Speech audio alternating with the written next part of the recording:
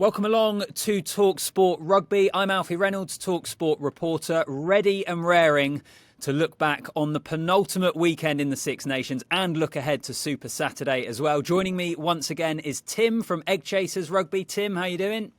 Very well, Alfie, and Super Saturday is set up a treat, mate. I can't wait to get into this.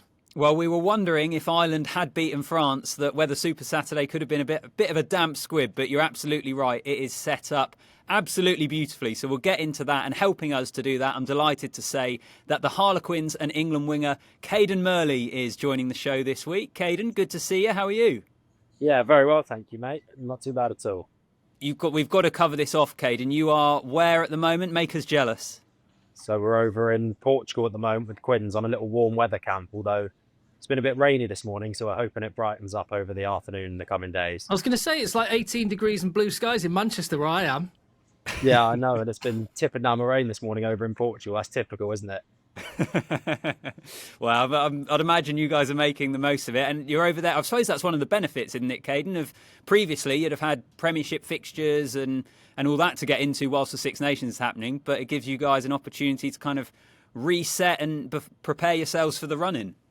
Yeah, exactly. I think it's given us a good opportunity to really focus in, and this week's about getting the group together again, getting us ready for the run-in, and kind of aligning us for what we need to do in order to do that. Because obviously the internationals will have to miss a game when they first come back, so we're relying on this part of the squad. So yeah, it's exciting to be here. I'll get it out the way early, Cadan. Obligatory question on the injury, foot injury. How you doing? How's it going? Yes, it's tracking well. I've got another checkup scan in a few days, and then hopefully that's all good, and then we can keep pushing on, and it'll only be a couple more weeks. I bet you're raring to get back out there, aren't you?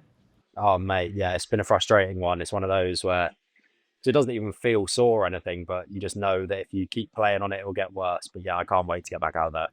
And this was one that you picked up in your England debut, right? First round of the Six Nations in Dublin. You score a try, you play the game, and then you felt something in the game, and then you got it scanned after. Yeah, and in the game, you don't really think about it. You don't really think too much about it. The adrenaline's sky high. So yeah, picked up during that, and then afterwards it got pretty sore and swollen. So I got a little scan, and there was a little stress fracture in there. So I had to just give it time for the bone to heal now. All the more frustrating, I guess, as well, Cadan, that you waited so patiently and you were knocking on the door in camps, and then eventually got your opportunity, a dream start, and then unfortunately it must be bittersweet watching the boys win yesterday in those lovely conditions that you would have loved. Oh, I would have loved it, but man, I'm buzzing to see them playing the way they are, scoring tries at will and winning games. Like, it's such fine margins at Test rugby, so to see them on the other side of it has been brilliant these last few weeks. I've loved watching it, to be honest with you. How have you reflected on the debut, Cadan? As we say, it must have been an incredible moment for you, which you've had to wait for, by the way, with all the England camps that you've been in previously. You get your debut away in Ireland. What a way to start the Six Nations. You score a try, and then not just you, but kind of the team generally in that second half, things didn't necessarily go your way. How have you reflected on the whole experience, the whole occasion? Ultimately, the day itself was extremely special. It's a proud moment. Like you said, it's something I've been waiting years to sort of do. So I look back on it with very fond memories in that aspect. Obviously, like you said in the game, there are moments I'd like to change myself, and I'm sure as a team we look back exactly the same that we'd like to change, but that's professional sport for you. In the moment, in the cauldron of the Aviva, you do silly things sometimes under pressure, and that's what kind of happened in the game. But yeah, I still look back at it with such fond memories. First time wearing my rose in front of a packed out Aviva, and yeah, it was a special day. What's been the message from Steve, with you having to obviously leave the camp with your injury and rehab and head back to Quins? Just get back fit, get back playing how I was before, which put me in contention to start that first game. And then hopefully that'll give me a good look into the summer with a tour over to Argentina. So that's all I'm focusing right now, get myself back to 100%, because that's how I want to be performing when I feel my best. And that's, I think, when I perform my best. So get back there, get the body feeling right, and then hopefully play my way into that tour. One thing I think, Cadan, that doesn't get mentioned enough about this England team, and you're part of this, a young crop of not just wingers, but backline players and the whole team. It's a really young age profile of this England team. I think there has been a lot of change already. I'm incredibly optimistic about what the next couple of years building up to Australia 27 can hold with this really talented young crop. Yeah, I completely agree. And I think because quite a few of the boys in there and like myself started playing really early, it feels like people don't really see that we're still pretty young players. Like you look at like your Marcus Smiths, your Finn Smiths, your Tommy Freemans, Roddy Slightons, they're all between that sort of 23 to 26. They've still got 2 World Cup cycles in them, really, if you look at it like that. So, yeah, it's massively exciting that we've got a good young crop coming through. We've got so much to get into in the Six Nations that I will get onto that. Final question for you, though, Caden. Having had a taste of it, are you just so frustrated that you've then picked up that injury? Like, has it given you that real taste just to get more caps and get back into the camp and competing with the boys? Oh, 100%. Having that little taste of Test match rugby has now made me want it so much more. I want to get back out there and prove what I can do on the international stage. Yeah, well, all the best in your recovery, mate. I'm sure it won't be long until we see you back out there, both for Quins and for England. In terms of the Six Nations, though, lads, let's start off with England. I was at Twickenham on Sunday, and Tim, I suppose people were calling for a better performance from England, weren't they? We were both pretty positive about them overall in their wins over Scotland and France, even though, that it wasn't perfect performances. But that was the criticism levelled at them. Yes, they've won a couple of games, but give a better performance. Did we get that, do you think, on the weekend? Yeah, definitely. It does feel a little bit when you look at the Six Nations Championship. England are going into the final weekend with a chance of winning the championship. I'm really pleased by where they're at. It seems like when they win, people criticise the performance.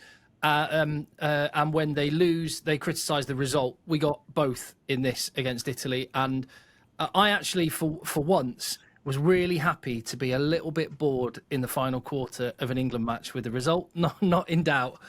And all the talk of the commentators saying, it's gone a bit flat. I was like, I've been waiting for this after, a couple of years of just nerves being shredded at the end of matches. That was a new one and felt quite good. Yeah, absolutely. Caden, can I ask you about the attacking sense? Because that's been the thing with England at the moment. And the squad has spoken about, yourself would have spoken about the fact that you want to be an England team that attack with pace and utilise some of the incredible athletes that they have in this team. We hadn't necessarily seen it. We did see it more against Italy. So I was wondered, why is that? Do you think, is it mentality? Is it just to do with the game? Sometimes you get dragged into more of an arm wrestle. Like, from your perspective as a player, why were England able to be so much more impressive, I suppose, in an attacking sense at the weekend? I think ultimately not much changed throughout the weeks. I think Test match rugby is a funny thing where teams are out to get each other. They're out to try and make the opposition look as bad as they can. I don't think people sometimes think that way. Like, Scotland disrupted our breakdown. France, obviously, again, incredible threat at the breakdown, like we saw against Ireland on the weekend, and they slowed the ball down. It was a bit more stagnant.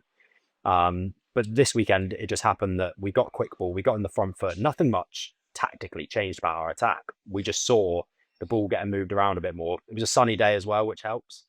So when the dry weather comes, the speed of ball gets a bit quick. We showed what we can do. Just to pick up, lads, as well on that, I'm not deliberately being negative here, okay? But this is the one thing that sprung to mind for me at the weekend, right? Was I thought England were brilliant. I thought the attacking game, 7 tries, the way in which they blitzed Italy at the start of that second half to take the game away from them. So many positives for England. I'm not saying that for a second. And the most important thing is to win. Is there anything in the fact that they didn't score another point, or between the 52nd minute when they went over the 40-point mark, they didn't score again until the final play of the game? And if we're looking at points difference and the fact that it could come down to that, Tim, am I being curmudgeonly negative media, or is there something in that? Yeah, you are. 100% you are. Italy are a really good team. There was only, last year they won 2 games and drew 1, and people were saying this is the best ever Italy team. And yes, within games, as Caden was talking about, oppositions are out to get you. That goes across a championship, but within games you will have your moments. The fact is, when England had their moments, they absolutely delivered and got the points. And conversely, there were a couple of times where Italy managed to breach them, but for the most part, England weren't scoring in that second half, but neither were Italy. And if you're tidy conceding, but then actually delivering when you get the ball, I was really impressed with England, and I think Caden's absolutely on the money. It was like orders of magnitude difference, and I think that was down to the conditions, dry pitch, dry ball, and they just tweaked it just a little bit, but the execution was there. And unlike against Scotland, where they had JB Ritchie wrecking the breakdown, and on an attacking sense where the odd ball was going down, where they were trying things and it wasn't, this time it was sticking and it was working. And I'm overall really, really encouraged. And we're going into a final weekend with a chance of finishing second and maybe winning the championship. I'd have 100% taken that at the start.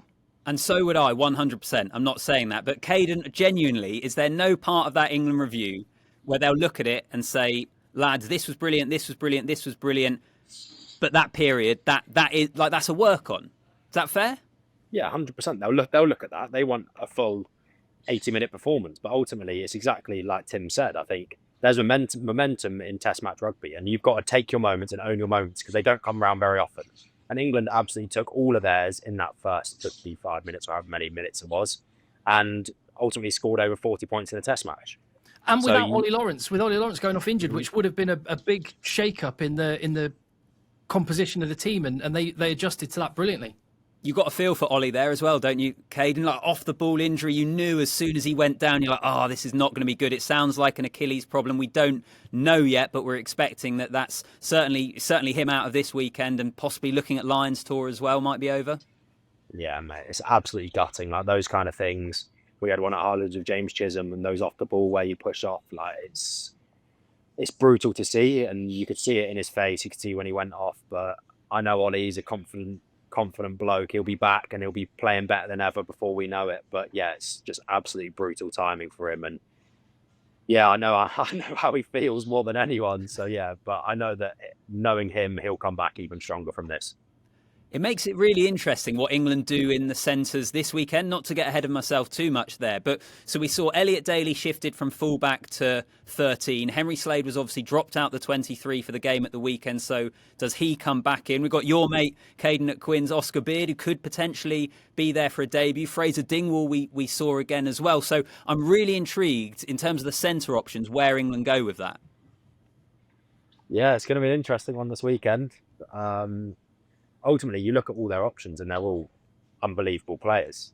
It's just where are they going to fit in? Would you want to make too many changes? Who knows? But I'm excited to see them go down to Wales. And like Tim said a couple of times, like we're in the spot where we could win the championship. Like go down there, do exactly what they did on the weekend and move the ball around, and hopefully we'll get a similar result as we did last weekend. One final one as well on England, Caden. I wanted to ask you about your good mate, Marcus Smith, who he's had a really interesting Six Nations. And I think the Italy game was a really good example in that he had to come on early, by the way, which isn't easy after 8 minutes. And the try he scored where he hitch kicked round Capuozzo, like I don't think anyone else in the England team arguably is scoring that. He also saved a try at one point. And then I also think we saw some moments which just remind you that he's ultimately not playing in his favoured position at the moment. Like it's been an interesting Six Nations for him. Yeah, it has, but he takes everything in his stride. And if I know Marcus, like he is such a threat wherever you put him. Like he shows that. Like you said, I think there's only a handful of players in world rugby that round Capuozzo. And it's just where does he fit in? But ultimately, he's that good. You need him in and around the team somewhere.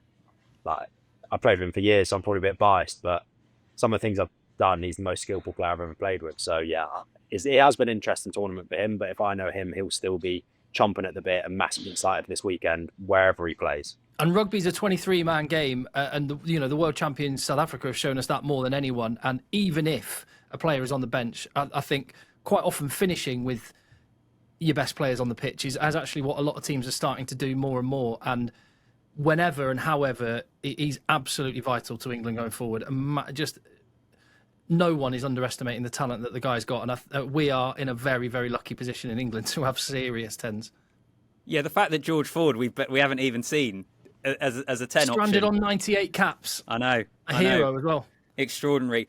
We move on to Ireland, France. Billed before the Six Nations as possibly the game of the championship. We knew how important it was, and what a game and what a performance from a French perspective. I mean, Tim, to come to you first here, they've had some great wins under Fabien Galtier, the one at Twickenham against England when they put 50 points on them, some of their wins over the All Blacks in France. Is that the best performance that France have had under Fabien Galtier, do you think? It's right up there. Yeah. It wasn't just the win. The manner, it was a demolition from minute, I think it was like 48 minutes to 60, 34 unanswered points in the second half. Away in Ireland, That does not happen. That is rare and very, very special. And they were just on it. But it was also off the back of what they had to absorb in that opening quarter of an hour, and to be 5-0 up after 20 minutes, not 10 or 15 points down. That the two elements were remarkable. The defence that it was built on, but then the ability just to drop the hammer and go. There's very few teams that can capitalise on opportunities the way France do. They've got some wild players. I'd love to know what Caden thinks about Le Beep Beep, Louis BLBRA, who is he's only 21. What a talent. Oh, mate. And he just plays with such a freedom. Like, he's rapid, obviously, and he shows it every game, but he just plays what's in front of him, and ultimately he's every time he gets the ball, he's thinking, how can I score this try? Like, it's all about finishing, and with his pace and his footballing ability as well, to just drop it on the toe and put it in behind. He's a silky player, and obviously, like you said, only 21. It's pretty scary to see where he could go, but he's in some unbelievable form at the moment. I think this result is a really interesting one in terms of the kind of landscape of international rugby and Northern Hemisphere rugby as well, because it's a result that really reminds us, I think, that this French side could be the best in the world. They've promised that for a while, but haven't necessarily delivered on it, I don't think, despite some of those results and how good they've been. And I also think, and maybe this is harsh and maybe this is being a prisoner of the moment to the result of the weekend, but it perhaps just reminds us of how good Ireland have been, some of the possible frailties or possible issues that might be facing them when you look at Peter O'Mahony, Cian Healy, Conor Murray, who'll be retiring, the experience they're losing there, some of the depth they've got at loose head prop and scrum half as well. So, I don't know, what do you guys think in terms of where these two teams are overall, or would you not draw too many conclusions based upon one game? Fascinating to know what you've got to say about that, Caden. I think it's one of those where they didn't have their best game at all. But like we said previously, that's Test match rugby. Like, they have been so good for so long and so consistent, and suddenly they have one off game and they're thinking, oh, it's all panic buttons. It's not at all. Like, they have been so consistently good, and they've got a 21-year-old 10 as well. So that's a completely new player in the position. People are always talking about that, but ultimately, the bedrock of their team is still so strong. I don't think it's anything to hit the panic button or worry about for them. I'm totally agree, and it's small little things like France won the collision, and that just slowed down Ireland's ball a little bit. It meant players were slightly overrunning, expecting Gibson Park to have already passed the ball. It was a tiny little things, but at that level, it made a big difference on the game. But they can tidy that up. They can tidy that up. They will, and also I would be wary of sort of saying, oh, they've got a lot of older players. That Leinster and Irish general production line is pretty freakish. They've got some awesome players coming through. Like Leinster, without their internationals, are still tearing it up in the URC. So I think Ireland are in a very good place. And the body of work over a period of time now, there should be no panicking on this one. Yeah, I don't think there should be panic, and I agree that they've got the systems there, they've got the coaching there to be able to deal with it. I do think when you look at the age profile of the team, I mentioned a few of the guys there, but a Gibson Park and a James Lowe, and there are others that at some point this team will have to start transitioning.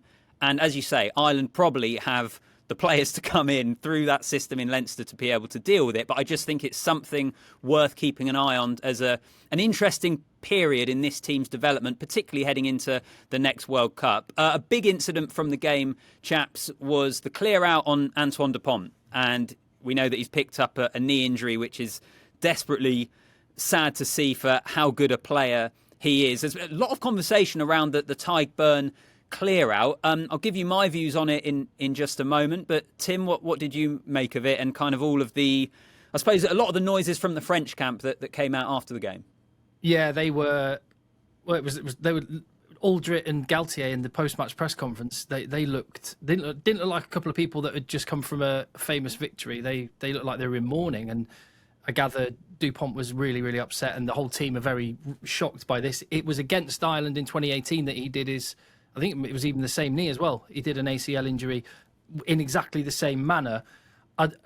I mean, one of the things you love watching about Test match rugby, and Caden will be able to speak to this having tasted it, is the the level of intensity, physicality, it's just on another level. And that's what you love to watch. Accidents do and will happen. There was no malice in it for me or intent, as some people have tried to portray. I don't see that. And I do think that at every breakdown, particularly at the top level, there's bodies flying in, everyone's contesting it keenly, and accidents can and do happen. I wouldn't want to be too reactive about there's one injury, so let's start opening up a big inquiry about one incident. If you want to have a talk about trying to find ways for players to be more on their feet more of the time in rucks, you can have that conversation. But I don't think Ty Byrne has got anything to answer on this one. Yeah, Caden, what do you reckon? Yeah, exactly the same. Tim's nailed it. I don't think there was any malice in it, and I'd hope there was no malice in it. It's just one of those which is brutally unfortunate for probably the best player in the world, or one of the best players in the world. So yeah, it's just one of those which your heart breaks for DuPont, but ultimately, like, it's a contact sport, it's collision-based sport. These things do happen. Yeah, I agree with both of you. I thought at the time when it first happened, I thought, he's gone off his feet a bit there. But having seen it again, I think it could have been a penalty on the field, but nothing more than that. It wasn't a clear out, was it, where he was targeting the lower limbs or needed to have any kind of retrospective action. So I agree with you both in that. One other thing from this game that I really want to ask you about, Caden, is the 7-1 bench split. And I feel like it's going to become more and more of a topic of debate as we head towards the next World Cup. There was reports last week that Gregor Townsend has kind of raised it in World Rugby forums of, is it fair? Does it favour certain nations? All this sort of thing. I mean, what's your take on it? And also the fact that you're a back as well. So are you looking at it thinking, well, if I'm starting, it's great because I'm less likely to be replaced? Or are you looking at it thinking there's less opportunity to get in a matchday squad? It's such a good question. But when you've got someone like, is it Jegu who came on at 13? Yeah. He was unreal there. So when you've got athletes like that, why wouldn't you go for it?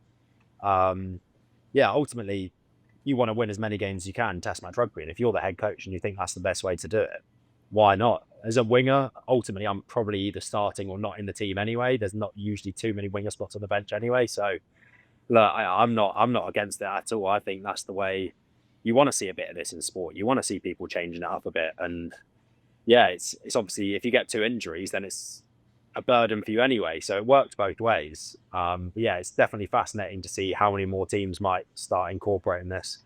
Alfie, you're not going to convince me that a 7-1 split is worth it. Like, because they brought the 7th forward on for 4 minutes at the end of the match. So personally, 6-2, I think, is becoming more and more the standard. But I mean, it was a bold call, and I don't want players to get injured, but I almost love the fact that it was stress tested and Jegu had to play half an hour at centre. Did really well, like Caden says. But I personally don't think the 7-1's going to catch on because I don't think the risk is worth the reward. And that was shown by the fact that France only gave 4 minutes to that 7th forward. Do you guys not find it amazing, though, that we haven't really seen the 7-1 backfire yet? Given its potential to. And I suppose when DuPont went off early, that could have been the game for it. But they then go on and beat Ireland so well. We almost saw it in the World Cup. I mean, the 7-1 in a World Cup final, I still can't get my head around that. It almost backfired horribly on them. And they had a back rower playing hooker the rest of the game and still won the game. Like, I find it extraordinary, Caden, that it seems to me this should have backfired on teams long ago. But it doesn't seem to be. Yeah, it's almost gone back to old school, but because you've got so many good athletes, back rowers can cover centres, back rowers can cover hookers. You've got so many different options that so many people, I could think of so many back rowers who could do a shift at centre and probably could arguably be better than some people at centre there. So why wouldn't you do it when you have people like that in your team? Caden, why don't you start practicing your darts for the line-out? Yeah, I know. Well, There was I think Finn Baxter saw at Quins, when a hooker gets yellowed, rather than having to swap them out, we try and have someone who could throw as well. But yeah, that's Finn Baxter for us. But yeah, why not? Like, DuPont did it, didn't he? Because of his 7s. So it's a good skill to have. Is it one of those things, Caden, that are you conscious of that as a professional, that almost your skill set is having to become far more all-rounded than maybe it previously was? Well, I think it just gives you so many more options. I think if you've got a winger who can cover 13 or a fullback who can cover 10 or whatever, it gives you these opportunities to open up the likes of the 6-2, 7-1 bench, and it opens up opportunities to perhaps try different combinations on the bench if you do want to change that sort of thing. So yeah, I think it's brilliant to have loads of skill sets, and it also going to help your game in that specific position, I believe. The other game in the Six Nations then at the weekend, let's get on to Scotland, Wales, victory for Scotland. I mean, it is where the scheduling at the weekend maybe let itself down a little bit, because the drop-off, I think, or the difference between Murrayfield and what we saw in Dublin was, I thought, quite obvious. But I suppose credit to Scotland here for winning. Some of their attacking play was good. They're a funny old team, though, as well, Scotland, aren't they, at the moment, in that we've seen in all of their games so far some really great stuff, but they've had these periods where they've switched off, Tim. Yeah, the final quarter, they were almost reeled in by Wales. You've got a load of heart. That's the one thing you can say, and that's what's coming for England with the roof on and a packed house in Cardiff. You're going to be there, Alfie. That'll be a mad atmosphere, and pride and heart can take you a long way. But Scotland just have that quality, and it's noticeable that the sort of rudder for that team, Finn Russell, was off the field. Kept him powder dry for the trip to Paris, and that's where it kind of the wheels fell off a little bit for Scotland. But with Russell at 10 and Kinghorn at 15, the brains, and actually I think Ben White's been really good. Those three key decision makers in the back line, and Tom Jordan as well. I couldn't believe it. I almost forgot about Sione Tuipulotu. That's the highest credit I can give to those guys. So the key decision makers in their back line, the playmakers, they're as good as anyone in the championship, and that will give them the quality to be dangerous. But yeah, when the bench comes on and when the odd player gets taken out, it doesn't look as cohesive. Yeah, I agree with what Tim said there, Cadan. From a Welsh perspective, how do you think they will review this game? Like, is the final 20 minutes kind of further evidence of Wales's resurgence, or does it mask the fact that in that first half they were blown away, weren't they, by some great attacking play from Scotland? Yeah, again, it's that whole momentum piece. They would have, if they could have halted Scotland's momentum earlier and then got back into the game that way, because ultimately at the end they were playing some really good rugby. I'm going to shout out my Quinn's mate Jared Evans. I thought when he came on, he had some unbelievable touches. He's such an attacking threat. Like, his ball playing so flat to the line in behind defences is something that I think can really work for the Wales team, because they've got some big ball carriers as well, but they just need to be put away. So yeah, I thought he did unbelievably when he came on. And yeah, it's a hell of a test match coming up this weekend, because like you said, it will be emotional. This is not do or die, but this Welsh team know that if they don't win it, that's the whole Six Nations again gone without a win, and then they're waiting till the summer again before they can go for that win. So this is a massive opportunity for them, and they'll be chomping at the bit for it. So do you think kind of those periods, you know how I mentioned the periods where Scotland, maybe, I don't know what it is. They had these, but we've seen it in every game. In the match against Italy, where Italy drew back into 19 all against them, and then they pulled away again. Periods against England where they went without scoring, and again the kind of final 20 minutes against Wales at the weekend. Do you think that is more down just to the momentum of the game, Test match rugby, teams are good and aren't going to let you have your whole way for the whole game, or is there anything in that it can sometimes be mental in some capacity, switching off or whatever, however you might phrase it? No, I think it's exactly that. I think momentum. I think Scotland also made a few subs, like took Finn Russell off pretty early, didn't they? And he's their key man. So that obviously can change the game when you don't have a general like that on the pitch. So I don't think they'll read into it too much, but it will obviously be something they don't want to become consistent in their performances. They'll want to try and eradicate it out by the end of this tournament. Tim, from a Scotland point of view, it's the brutal nature of the Six Nations, isn't it? That, you know, the result goes the other way for them against England, and the complexion of their championship is very different to what it is now. And going into the final weekend, an incredible challenge, a really tough challenge of having to play France in Paris. How much of how Scotland will view this Six Nations as a whole will rest on how they get on at the weekend? Well, obviously, if they go to Paris and win, that will change the complexion massively. I think they'll go there believing they can win. They've won there before, and I think there's an element where they'll go there with it being a free hit, which I think plays into Scotland's favour a little bit. They're that when they're little bit looser and a little bit more relaxed, then amazing things can happen with the players that they've got, and I think that's what we might see on Saturday night. But yeah, that game against England was the one that got away and completely kind of flips the whole complexion of the championship. as Caden's already touched on with the when the bench players go off, you take a couple of players out and they don't have the depth of resources, and it's going to be another one, I fear, where they underachieve. Yeah, well, I'll tell you what, we'll look ahead to the final weekend in just a moment. Before we get to that, Caden, we wanted to have a little chat with you about the England camp, your experience in the England camp, what it's like. Are you able to pull back the curtain a little bit for those of us that will never get anywhere near it? Like, what is camp life like? Because let's not forget, it's a lot of time that you guys have to spend together in training, in pre-Six Nations. Like, how would you summarise that whole kind of experience? First things first, it's tough. It is brutal. Like, some of the training, because you're in that intense environment, you have to learn so much so quickly. You get a week to bring a squad together before you play your first game. So those training sessions are tough, they're brutal. But what gets it through is the whole camaraderie. I think no matter whether you're first in and you haven't played, or you're 100 cap international, everyone treats everyone with the same level of respect. There's no like hierarchy. There's no like little cliques throughout the group. Everyone's welcomed in.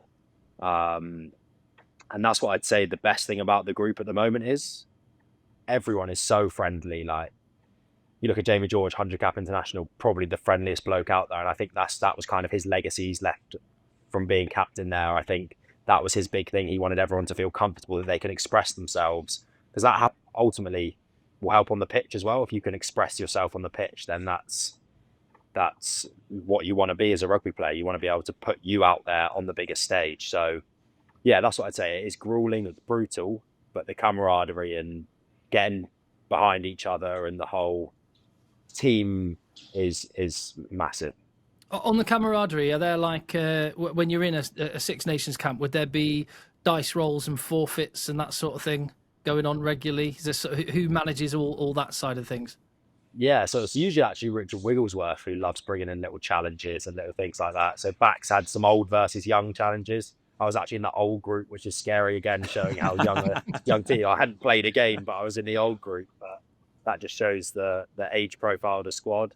And then you do, before every meeting, just to keep everyone entertained, we were doing there was a darts board, so we were doing throwing some darts. We were doing, what else were we doing? He brought in the game where you have to go round a wire and it beeps in the quickest amount. Just little things, little stupid things like that, which ultimately bring people close together and get you not just thinking, oh, here comes another meeting, we've got to just sit through this. Tim, you're not a big social media man, so you might not have seen this. Did you not see what Harry Randall, I think, got the short straw when they're up in York the other week? This is right, Caden, isn't it? Can you feel? I've seen it on social media. You've probably heard more than me about the Harry Randall's forfeit. Yeah, all the names, players and staff, got chucked into a hat, and they drew out a name. And every time you went outside the hotel, you had to wear full York kit out, didn't you? So yeah, he got stitched up a bit there. I haven't actually seen any photos of him in it, but I heard, yeah, they're the type of thing just to make everyone feel, because that could have been anyone again. So it's everyone on a level playing field. We need to see the photos of that, Yeah. because it was full York City kit, wasn't it? I think it was shin pads, boots, possibly everything. It was like every time he leaves the hotel. I love that it was Harry Randall as well, who's kind of the most diminutive figure in the squad. Almost has that feel of like the younger brother in the squad as well. Yeah, it was funny, but they're the type of things that go a long way in camp, because, like I said, it can be an intense environment. So to have those little things that pick up the mood, and you can take the mick out of each other a class. Well, Caden, I've got to ask one question, right? Because there's some people go out onto the field, yourself included, looking fresh. There's a team barber that comes in and takes care of you like a couple of days before a game or something like that. Yeah, so it's actually on Genji organises that. It's his mate to come over from Bristol and make sure the boys all look sharp, get their fades done before the game. So yeah, it's a big part of it. But you look good, you feel good, you play good. So that's ultimately 100%. What we're trying to do. The follow-up question is, what is Ollie Slightholme up to? He's just all business at the front, party at the back at the moment with that mullet, isn't he? And the little tash. But I'm similar. I got the mullet and the tash, and I think it's the trend at the moment. But yeah, ultimately he's scoring tries with it, so why not? Yep, 100%. Totally. I love it as well, Caden, that you say how it's such a kind of welcoming good environment? Because I know it was a long time ago now, but you did used to hear stories of England camps, and it's before your time, I know, so I don't expect you to necessarily speak on it, but you hear times where it was a Leicester Tigers table and then everyone else, and it didn't have that kind of joined up approach. So it's awesome to hear that it is like that. And we talk about all the kind of fun stuff and the darts and the forfeits and that sort of thing. How important is it, not just in terms of everyone getting along, but also, like, you're in an intense environment, right? You've said it's hard. I can imagine it becomes a bit of a goldfish bowl. So from that point of view, is it also just really important for it to be an environment that you can have a bit of a laugh in? 100%. Those mental switch offs are so important because you can't be on it 24/7. You can't be wired into rugby and everything. You need ways to switch off. So there are meals out as well. Traitors was on, so there was a big viewing group for Traitors at the time. Little things like that just go such a long way to be able to have that time where you can just switch off, relax and get away from it all. And ultimately that helps your performance as well. If you're 100% on when you're on, but when you're off, you need to be 100% off as well. Alfie called it a goldfish bowl. And I wonder how much of everything that surrounds an England Six Nations campaign, the media attention and all the rest of it, which I have to say, and I've mentioned this before on episodes here on talkSPORT Rugby, that the negativity has been there. How much do you feel that? Because there feels sometimes a bit of defiance, particularly from guys like Ellis Genge. He sort of takes it on and he's quite happy to come out and throw a couple of shots. Yeah, ultimately, but like you're looking at it and they're doing their job, we're doing our job. We're never going to be aligned because they're going to have different opinions. It's like when I watch the football, I think I'm some sort of expert talking about the football, and I'm like, what's going on here? I'm a United fan at the moment, so it's quite frustrating for me at the moment. Unlucky. Yeah, exactly. But like, players will be players and journalists will be journalists, and they're never going to be exactly the same. And if we get a win but we don't play well, they're never going to just pat us on the back and be like, well done, you got the result. They're always going to look for things that you want to improve, and ultimately you've got to accept that as a professional athlete. You're putting yourself out there in the shop window for everyone to look at and scrutinize. And we know that if in our little, as you call it, goldfish bowl, in our little bubble, we all believe and we all know that we are trying 100% to try and be the best we can and to try and take this England team forward to ultimately get through this cycle well and then hopefully put ourselves in the best stead for the Rugby World Cup. If other people don't think that, so be it. We know that internally, but they're going to have their piece. And as long as we know and we're all aligned, then I think this team will go a long way. Just finally, Cadan, in terms of who was your roommate? Who were you rooming with? I was actually with George Ford. They mixed it up for nice. Girona, so I had a bit of experience there with me. I had Fordy there with me. How was he as a roommate? It's very tidy, very clean, kept himself to himself. He's on the computers doing a lot of analysis a lot of the time, and he's big into his recovery as well. So probably didn't see too much of each other, but no, it was a nice, easygoing room. He makes great coffee. He makes a really good coffee. He does make a good coffee. He makes a lovely flat white in the morning, so that was nice. It's probably the closest you can come having a player as a roommate, but almost rooming with a coach with George Ford, isn't it? Yeah, 100%. His rugby brain is crazy. We watched there was a Sale game on that. Was it on the Saturday or the Sunday while we were in camp? And yeah, him watching that, he knows the ins and outs of it. He is literally like a coach, which is such a good person to have around the camp. Yeah, awesome. Well, Cadan, as I said earlier in the show, hopefully it won't be too long until you're back in an England camp. Gents, let's turn our attention towards Super Saturday, final weekend of the Six Nations. So to run through the kind of admin of it, Ireland-Italy first up at 2:15, then it's Wales-England 4:45 in Cardiff, and then 8 p.m. France against Scotland. So the fixtures have worked out fairly well. There are various permutations at the moment. Obviously, France top, 16 points, England second, 15, and Ireland third on 14. Ultimately, Tim, it comes down to England and Ireland really needing Scotland to do them a favour, doesn't it? Because the French's points difference is just so much more superior. Yeah, and I'm a Scotland fan for the weekend. I was a France fan the weekend just gone. I'm cheering Scotland on. I would kind of love that moment. Scotland fans are maybe 78, 79 minutes celebrating a famous victory about to happen in Paris, and then also having to deal with the fact, they're all going to be celebrating in England. That would be a beautiful thing. The one thing I thought of going into Super Saturday, though, Alfie, if a team wins all 5 games and gets the Grand Slam, they get a bonus 3 points to avoid a situation where a team could lose a game but still finish above them with bonus points. I don't think that's the case at the bottom of the table, where Wales could lose every game but not finish 6th. Yeah, I hadn't thought of it that way, to be honest. If they get a losing bonus point against England and points difference goes their way, Italy could beat Wales but still finish below them in the table. And I imagine they're probably scrabbling around at Six Nations HQ thinking, "Oh, we didn't think of this." That would just could be one for the history books.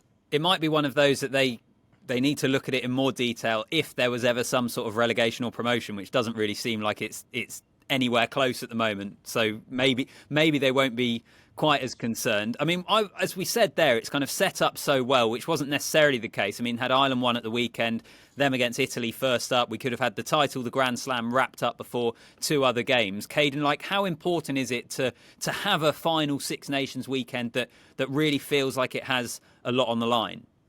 Yeah, I think it's massively important. I mean, it's what everyone wants, isn't it? I mean, we want a day where anything can happen, really. I mean, it's what sport's all about, isn't it? You want to see these tight finishes. You want to see upsets. You want to see everything like that. Obviously, not as an England fan, we don't want any upsets. We want big full 5 points for England, and then we want Scotland to do a job over in France. But yeah, it's an exciting day of rugby, that, and I'll be nestled into the TV all day. I'm just thinking, you must have been like a 15-year-old lad when the last time this situation happened, where there were 3 teams that could win it and the games fell in such a way that there's going to be something on every match. Do you remember watching 2015 Super Saturday? No, I actually don't think I do remember that one. Yeah, 10 years ago. Yeah, I thought I was 15 in school. Yeah, too many better things to do on a Saturday afternoon than watch 8 hours of rugby. Yeah, probably. Makes us feel old, though, Tim, eh? Yeah, big time. Tell you what, makes us feel old. Let's run through them. So first up, Ireland, Italy. What you would say from an Italian point of view is it's a bit of a free hit, this, isn't it? But so, you never know. But can either of you make the case for Italy doing something here, or do you think Ireland will get the job done and then it will be over to England? I think Ireland will get the job done. I think it'll be interesting to see what team they put out. Do they give their legends a start? Do they not? But either way, it's going to be an emotional day for them. So yeah, I don't know. I don't think I can really see Ireland will be chomping at the bit to get a big result as well because of what happened last weekend. So yeah, I think an Ireland win that one. Yeah, nothing more to say from me. Yeah, the one thing actually I'll maybe mention on Italy that we haven't gone through already is they had a brilliant Six Nations last year. Tim and Caden, you guys said earlier they're still a good team. Absolutely they are.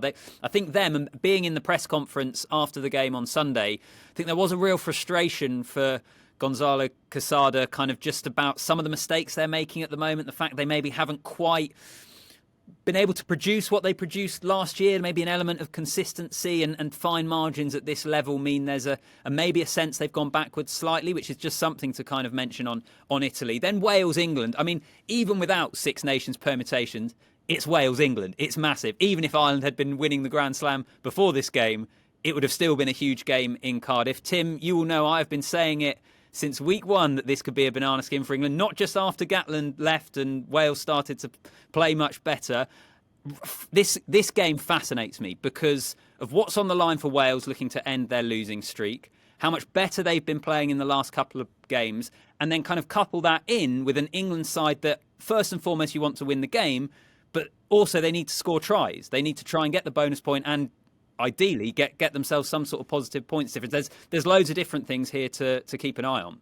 Yeah, purely as a rugby fan, I'm really happy to see the Wales resurgence, and as much as that makes me more fearful than I already was about Wales in Cardiff, which you never ever write them off when they're playing England, it does make for a proper spectacle. Much to what Caden said about how the Italy game, not too much change for England, I don't see anything changing. I don't think there'll be... Yeah, obviously in the back of their mind, we want the 5 points, but that is 4 tries, which with the maul, with the line out, with the solid set piece and those fundamentals, getting territory, that should be achievable for England. So I don't expect too many changes in personnel, except obviously to cover Ollie Lawrence's injury. And I just think the wagons will keep on rolling, and I think England will get those 4 tries. I think Wales will make it interesting. Caden, you predicting an England win in Cardiff? Yeah, I'm backing them 100%. I think it'll be they've been building this tournament. They've got good results when they probably haven't played so well. Now they're playing well. So yeah, I'm hoping they'll go down to Cardiff and put on a show for us and get the full 5 points and the bonus point as well as the win. Okay, so to wrap things up then, so far we have Ireland doing the job in Italy, going top of the table, England doing the job in Cardiff and maybe leapfrogging them. Then it's down to France, Scotland. France winning the title, Caden, do you reckon? Who knows? Who knows? Both those teams are such confidence teams. You look at some of the attacking players.